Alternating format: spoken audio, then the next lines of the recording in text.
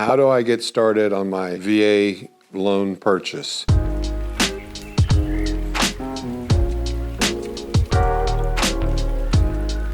Hi, I'm Randy Tiekle. I'm with Vetted VA, and I have been with Vetted VA since pretty much the inception.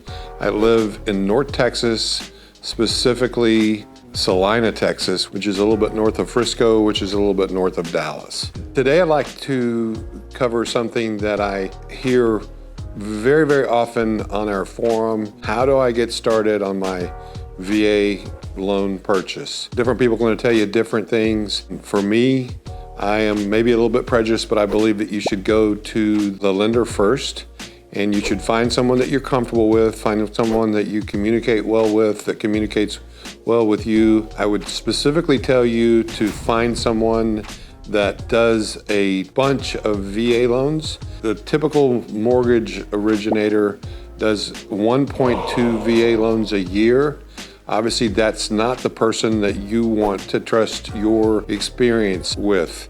So you'll find someone, make sure that you're asking them how many VA loans that they've done this last month, this last year, etc. You want to find someone that really does a good number of those and that is passionate about the VA loan and will handle it properly for you. Number two reason that I would say is because you want to find something that you fully qualify for, find out how much it's going to be, etc., before you go shopping.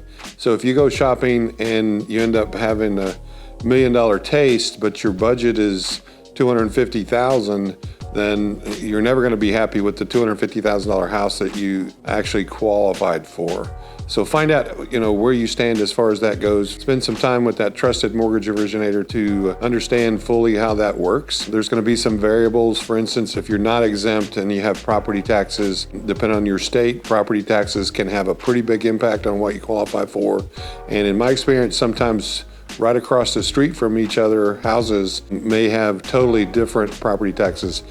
Just working on one today where that two houses with pretty much the same purchase price were about $200 difference in their monthly property tax bill. So very important that you know what you qualify for before you get out and get shopping. A couple of little notes through this process. Obviously, once you find that trusted mortgage originator, they're going to tell you what you need, etc. But a couple of things that you can do up front to prepare for them would be to go ahead and pull your certificate of eligibility if you can. If not, they can do it pretty quickly for you, but it's a good thing for you to know. If you have full entitlement available to you, then that's going to put you on one level, which is just a matter of qualifying for whatever you qualify for at that point. If you've got entitlement tied up in previous loans, whether they be loans that are still active or loans that might have been some sort of a default, then that certificate of eligibility is going to line all that out for you and specifically for your trusted mortgage advisor. Another thing that we're going to want to gather would be any sort of income documents, any sort of identification. It's just a standard list of things for the most part. But if you can do those things, that's the best way to get started. Find your person, be prepared to answer any credit issues, any income issues. Some of the things that trip some people up are variable income.